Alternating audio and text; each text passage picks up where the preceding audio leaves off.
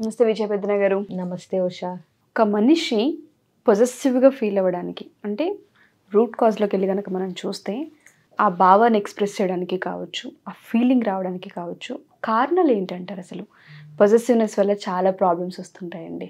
దానికన్నా ముందు ఆ ఫీలింగ్ అది ఎక్కువగా ఉండడానికి, అలా డామినేట్ చేయడానికి రీజన్స్ ఏంటంటారు? పొసెసివ్నెస్ అనేది తట్టుకోవటం అసలు చాలా చాలా కష్టం. కష్టం. ఒక లైన్ వరకు పర్వాలేదు, బట్ ఎప్పుడైతే ఆ లైన్ క్రాస్ అవుతుందో అసలు అది అంటే ఊపిరి ఆడనట్టుగా ఉంటుంది అవతల వ్యక్తికి. భార్య కానీ భర్త కానీ, ఎస్పెషలీ మనం ఈ రిలేషన్షిప్లో మాట్లాడితే, మిగతా రిలేషన్షిప్స్ అంటే రోజులో టెంపరరీ, అంటే కొలీగ్స్ అయినా ఫ్రెండ్స్ అయినా ఏదైనా. బట్ కొంతమంది ఫ్రెండ్షిప్స్లో కూడా పొసెసివ్గా ఉంటారు. నాతో ఎక్కువ మాట్లాడిందనో, తక్కువ మాట్లాడిందనో, మాట్లాడలేదనో, లేకపోతే నాకంటే వేరే వాళ్ళతో సినిమాకి వెళ్ళాడనో, ఇవన్నీ ఉంటాయి. ఇది పక్కన పెడితే wife and husband relationship especially ఏంటంటే లైఫ్ లాంగ్ కమిట్మెంట్ కాబట్టి, ఇక్కడ పొసెసివ్ పార్ట్నర్ ఉంటే మాత్రం అది ప్రత్యక్ష నరకమే. ప్రతిదీ వేరే అబౌట్స్ అడుగుతారు. నీ అంటే ఆ ఫ్రెండ్స్ ఎందుకు నీకు, వీళ్ళతో ఎందుకు వెళ్ళావు, ఇలా అదొక నరకం ఇక అది. అయితే దీనికి నువ్వు రూట్ కాజ్ అనే వర్డ్ యూస్ చేసావు. ఇదేంటంటే ఇట్స్ నాట్ అబౌట్ పార్ట్నర్తో కాదు, ఎవరైతే పొసెసివ్గా ఉన్నారో వాళ్ళ ప్రాబ్లం ఇది. వాళ్ళకి అభద్రతా భావం చిన్నప్పుడు అంటే నిర్లక్ష్యం చేయబడటం వల్ల, లేదా ఏదన్నా చైల్డ్హుడ్ ట్రామానో, లేదంటే రిలేషన్షిప్ ఒకటి ఫెయిల్ అవ్వటం వల్ల ఆ బిహేవియర్ డెవలప్ అవుతుంది. ఇంకొకటి వీళ్ళకి కాన్ఫిడెన్స్ ఉండదు, సెల్ఫ్ కాన్ఫిడెన్స్ ఉండదు, ఫీలింగ్స్ మీద కంట్రోల్ ఉండదు, బాధ్యత ఉండదు. అంటే ఏంటంటే ఎంతసేపు వీళ్ళు ఆనందంగా ఉండాలి, వీళ్ళు బాగా ఫీల్ అవ్వాలి అంటే అది నా పని, నా ఫీలింగ్స్ నా కంట్రోల్లో ఉన్నాయి, నా భావాలు భావోద్వేగాలు నాకు సంబంధించినవి, ఇవి నేను నియంత్రణలో పెట్టుకోవాలి, నేను సంతోషంగా ఉండాలి, ఇట్లా అనుకోరు. మన ఫీలింగ్స్ అన్నిటికీ అవతల వ్యక్తి బిహేవియరు, అవతల వ్యక్తి పార్ట్నర్ యొక్క వే ఆఫ్ బిహేవియరు కారణం, వీళ్ళ దానికి అనుకుంటూ ఉంటారు. ఎప్పుడైతే రెస్పాన్సిబిలిటీ, అకౌంటబిలిటీ, జవాబుదారీతనం తీసుకెళ్ళి పార్ట్నర్లో పెడతారో, వీళ్ళ ఏ ఫీలింగ్స్కైనా వాళ్లే కారణం అనేసి అనుకుంటా ఉండి, నువ్వు అలా అతనితో మాట్లాడావు అందుకే నాకు అనుమానం, నువ్వు నాకు చెప్పకుండా సినిమాకి వెళ్ళావు ఫ్రెండ్తో అందుకే నాకు పొసెసివ్, ఇట్లాంటివన్నీ బ్లేమ్, రీజన్స్, ఎక్స్క్యూజెస్ వీళ్ళు పుట్టించుకుంటూ ఉంటారు.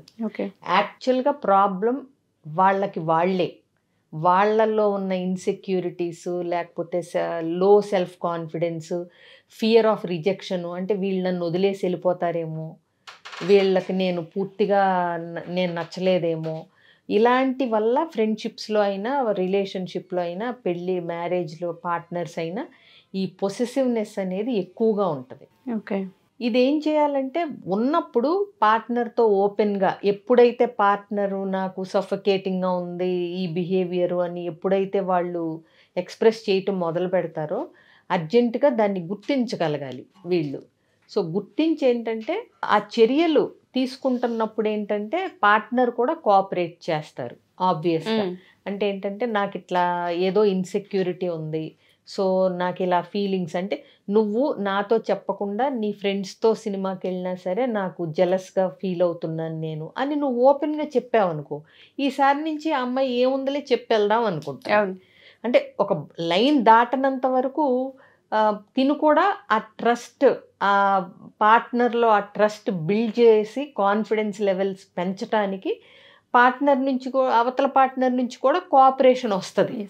మరి పొసెసివ్నెస్లో నుంచి అది అనుమానము, ఇక ఇలాంటి వాటన్నిటికీ దారి తీసి నువ్వు నాకు తెలిసే ఏ పనైనా చేయాలి, నాకు చెప్పకుండా ఏ పని అంటే అసలు నువ్వు ఎక్కడికి వెళ్తున్నా ఫోన్లో నాకు ట్రాకింగ్ పెట్టాలి, నీ ఫోన్ నేను ట్రాక్ చేస్తాను, ఇలాంటివన్నీ పొసెసివ్నెస్లో నుంచి స్లోగా అనుమానం ఉందా ఏంటి నా మీద, నా భార్యకి లేదా నా భర్తకి అనేలాగా వెళ్ళిపోతే రిలేషన్షిప్లో ఈక్వేషన్ దెబ్బతింటం స్టార్ట్ అవుతుంది. బట్ ప్రాబ్లం అయితే వీళ్ళ వల్ల కాదు, వీళ్ళకి ఏవైతే చర్యలు జరిగాయో ముందు లైఫ్లో దానివల్ల వచ్చిన ప్రభావమే ఈ బిహేవియర్ డెవలప్ చేసే సైడ్ ఎఫెక్ట్స్ ఇవన్నీ ఆ బిహేవియర్కి. కొంతమంది ఏంటంటే తెలుసుకుని ఆ విచక్షణతో ఈ పొసెసివ్నెస్ కానీ ఏదైనా ఆ డ్యామేజ్ అవ్వకుండా ఎట్లా కాపాడుకోవాలి, మేనేజ్ చెయ్యాలి అనేది తెలుసుకుంటారు. కొంతమంది తెలుసుకోలేనప్పుడు పార్ట్నర్ మీద ఎఫెక్ట్ పడతా ఉంటుంది. పడినప్పుడు వాళ్ళు ఎక్స్ప్రెస్ చేసినప్పుడు వీళ్ళు సో ఇది అవతల వ్యక్తి తప్పు కాదు, నేను మార్చుకోవాల్సినవి ఉన్నాయి అనేది రియలైజ్ అవ్వటం ఒక అద్భుతమైన టర్నింగ్ పాయింట్. నాకు ఇట్లా వస్తున్నాయి ఫీలింగ్స్, నువ్వు కొంచెం అర్థం చేసుకో, ఇది నీ ప్రాబ్లం కాదు నా ప్రాబ్లం. ఇప్పుడు చూడండి, కొంతమంది ఆల్రెడీ ఒక డివోర్సో లేకపోతే ఒక లవ్ ఫెయిల్యూరో అయిందనుకోండి. సపోజ్ ఆ అబ్బాయి వేరే అమ్మాయికి అట్రాక్ట్ అయిపోయి సంవత్సరం 2 ఏళ్ల ప్రేమ తర్వాత ఇంకా వద్దనుకుని ఆ అబ్బాయి వేరే అమ్మాయికి అట్రాక్ట్ అయిపోయి వెళ్ళిపోయాడు అనుకోండి. ఇప్పుడు ఈ అమ్మాయి పెళ్ళైన తర్వాత భర్త ఇంకే అమ్మాయితో మాట్లాడినా కానీ అంటే తీసుకోలేదు. ఎందుకు? ఆల్రెడీ ఒక రిలేషన్షిప్లో రిజెక్ట్ చేయబడి, అంటే వేరే వాళ్ళకి సెలెక్ట్ చేసుకున్నాడంటే తను పక్కన పెట్టేసినట్టే కదా. అంటే ఏంటి, ఎక్కడో ఫియర్ ఆఫ్ రిజెక్షన్ ఉండబట్టే కదా. సో వేరే వాళ్ళ వైపు అట్రాక్ట్ అయిపోతారేమో, నేను నచ్చనేమో, నేను ఇట్లా అంటే రకరకాల ఫీలింగ్స్, దానివి అటాచ్మెంట్ ఇంకా ఇక్కడ ఉంటుంది. అట్లాగే కొంతమందికి అటాచ్మెంట్ యాంగ్జైటీ ఉంటుంది, అంటే అటాచ్మెంట్ స్టైల్స్ ఉంటాయి మనకి. సో అందులో అటాచ్మెంట్ యాంగ్జైటీ ఉండే వాళ్ళకి ఏంటంటే వాళ్ళ పట్ల నెగిటివ్ వ్యూ ఉంటుంది, అవతల వాళ్ళ పట్ల పాజిటివ్ వ్యూ ఉంటుంది.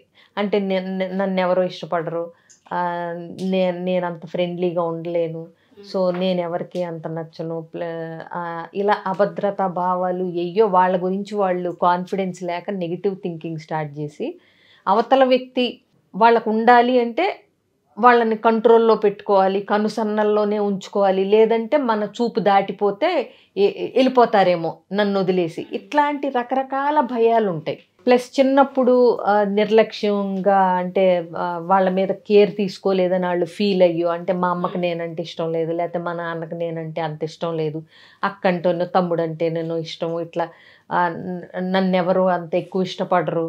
ఇట్లా ఉన్నప్పుడు ఏంటంటే అదే భావనతో అడల్ట్ రిలేషన్షిప్లోకి వెళ్ళినప్పుడు అతుక్కుని ఉండటం, వెంటే ఉండటం, ఎక్కడికి వెళ్ళినా రావాలంటాం, నువ్వు ఎక్కడికి వెళ్ళినా నేను వస్తానంటాం, ఇవన్నీ జరిగినప్పుడు ఒకలాంటి ఊపిరాడంతనం కింద అనిపిస్తూ ఉంటుంది పార్ట్నర్కి. సో ఇవన్నీ మనలో ఉన్నప్పుడు ఇమీడియట్గా వాటిని ఓకే, దీనివల్ల నా భార్యకి ఇబ్బంది అవుతుంది, లేకపోతే నా ఈ బిహేవియర్ వల్ల నా భర్తకి ఇబ్బంది అవుతుంది అనేది తెలుసుకోగలగాలి. ఇప్పుడు అభద్రతా భావం ఉంది నా పార్ట్నర్కి, తనకి కోఆపరేట్ చేద్దాము, ఈ అవేర్నెస్ ఎంతమందికి ఉంటుంది? ఎంతసేపు నీకు అనుమానం, లేకపోతే ఎప్పుడు నీ చూపు కిందే ఉండాలని రాడార్లో పెట్టినట్టుగా నువ్వు బయటికి వెళ్తే ఫోన్ చేస్తావు. ఇవన్నీ విసుక్కుని పోట్లాటలు అవుతూ ఉంటాయి వైఫ్ అండ్ హస్బెండ్ మధ్య. అవునా? ఎందుకంటే ప్రతిదానికి ఇది కారణం అనే అవేర్నెస్ ఉండదు కదా. ఒకటే ముద్ర ఉంటుంది వాళ్ళకి, నీకు అనుమానం, లేకపోతే నీకు పొసెసివ్నెస్, నువ్వు పొసెసివ్, అతిగా ఆలోచిస్తావు, ఇలా ముద్రలేసేసి వాళ్ళు ఏది చేయబోయినా రివర్స్లో పోట్లాడుకుని, ఇద్దరు పోట్లాడుకుని ఇవన్నీ జరుగుతూ ఉంటాయి. సో ఒక్కళ్ళన్నా మైండ్ఫుల్గా అసలు కారణాలు, గొడవలు ఏ కారణాల వల్ల వస్తున్నాయి, పొసెసివ్నెస్కి నా బిహేవియర్కి కారణం అవుతున్నాయి అనేది సెల్ఫ్ అనాలిసిస్ చేసుకోగలిగితే సొల్యూషన్స్ తెలియకపోయినా ఎవరినో ఒకళ్ళని అడగొచ్చు. అర్థమైందా? బట్ సెల్ఫ్ అనాలిసిస్ చేసుకోగలగాలి, సొల్యూషన్స్ కోసం వెతకగలగాలి. ఆ వేలో థింక్ చేయలేకపోతే కనుక కౌన్సిలర్స్ దగ్గరికి రావాలి, ఖచ్చితంగా హెల్ప్ తీసుకోవాలి. లేదంటే ఏంటంటే ఈ పొసెసివ్నెస్ వల్ల ఇబ్బంది పడే క్లయింట్స్ నా దగ్గరే 2-3 ఉన్నారు. సో అది భరించేవాడికే తెలుస్తుంది అన్నట్టు ఆ రీజన్స్, ట్రిగర్స్, రూట్ కాజులు గనక అవి తెలుసుకుని అక్కడ గనక మనం ట్రీట్ చేయకపోతే రోజు నరకంగానే ఉంటుంది ఇద్దరికి. అవును. సో కాబట్టి ఏంటంటే పొసెసివ్నెస్ అనేది అంటే అంత తేలిగ్గా ఉండే సమస్య కాదు. పొసెసివ్నెస్ పార్ట్నర్తో పడటం అనేది అంత ఆషామాషి కూడా కాదు. ప్లస్ ఆ పార్ట్నర్కి నేను పొసెసివ్ అని తెలియకపోతే, ఆ ఇన్సెక్యూరిటీస్ ఉన్నాయి, నేను వీటిల్ని ఓవర్కమ్ చేయాలి అని తెలుసుకోలేకపోతే ఇబ్బంది చాలా ఎక్కువ ఉంటుంది. మీరు అన్నట్టుగా ఆ పొసెసివ్నెస్ ఉంది, తెలియకుండానే ఈ అనుమానాలు పెరుగుతూ ఉన్నాయి, వీటి వల్ల ఎఫెక్ట్స్ ఎక్కువ అవుతున్నాయి అన్నప్పుడు ఈ వీడియో ద్వారా ఇప్పటికైనా అట్లీస్ట్ ఇద్దరిలో ఎవరో ఒకరైనా యాక్షన్ తీసుకొని కూర్చొని మాట్లాడే స్పేస్ కనుక క్రియేట్ చేసుకోగలిగితే ఇప్పుడు పార్ట్నర్కి తెలిసిన ఇది పొసెసివ్నెస్, తనకేదో ఇన్సెక్యూరిటీస్ ఉన్నాయి, తనకి హెల్ప్ చేసి బయటికి తీసుకురావాలి అనేది ఇద్దరు కూర్చుని మాట్లాడుకోగలిగినా కొంచెం బెటర్ అవుతుంది. బట్ ఇద్దరికి తెలియలేదనుకోండి రోజు గొడవలు అవుతా ఉంటాయి. ఇప్పుడు అనుమానిస్తున్నాడు, నన్ను అనుమానిస్తుంది అనేవాళ్ళు ఎంతో మంది.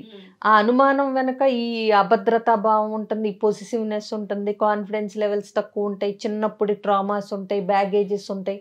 ఇన్ని ఆలోచించాలి, ఇన్ని వెనకాల దీనికి ఇంత సీన్ ఉందని వీళ్ళకి తెలియదు. అన్నట్టుగానే ఈ వీడియో చూసిన తర్వాత ఎవరైతే వైఫ్ అండ్ హస్బెండ్ కావచ్చు, లేదంటే ఫ్రెండ్షిప్లో కూడా మీరు ఇట్లాంటివి ఫేస్ చేస్తూ ఉన్నా ఫస్ట్ ఐడెంటిఫై చేసి టైం తీసుకొని వాళ్ళని అడిగే ప్రయత్నం చేయండి. లేదా ఎవరైతే ఫీల్ అవుతూ ఉంటుంటారో నాకు ఈ ఫీలింగ్ ఎక్కువ ఉంది, అనుమానిస్తూ ఉన్నాను, బట్ బ్యాక్గ్రౌండ్లో ఏంటన్న విషయం పైన క్లారిటీ లేకపోతే ఈ వీడియో తర్వాత మీకు మీరుగా అనాలిసిస్ చేసుకునే అవకాశం దొరుకుతూ ఉంటుంది. మీ ఓన్ స్పేస్ తీసుకునైనా సరే పార్ట్నర్కి లేదా ఫ్రెండ్కి ఎక్స్ప్లెయిన్ చేసే ప్రయత్నం చేయండి. ఎటువంటి ఎఫెక్ట్స్ లేకుండా ఉండాలంటే ఫస్ట్ క్లియర్గా మాట్లాడడం అనేది ఇంపార్టెంట్. లేదా దీని నుంచి ఓవర్కమ్ అవ్వాలి అనుకున్నా, పెయిన్ చాలా ఎక్కువగా ఉన్నా, ఇబ్బందులు పడుతూ ఉన్నా, ఎఫెక్ట్స్ చాలా ఎక్కువ అవుతున్నాయి అనిపించిన కౌన్సిలింగ్ ఖచ్చితంగా ఉంటుంది. దీని నుంచి బయటపడే అవకాశాలు కూడా ఉంటుంటాయి. కింద స్క్రోల్ అవుతున్న కాంటాక్ట్ నెంబర్ని కాంటాక్ట్ చేస్తే విజయ పెద్దనగర్ టీం మీకు పూర్తి వివరాలు అందిస్తారు. Thank you ma'am, thank you so much. Suman టీవీలో మీ పర్సనల్ అండ్ బిజినెస్ ప్రమోషన్స్ కోసం కింది నెంబర్కి కాంటాక్ట్ చేయండి.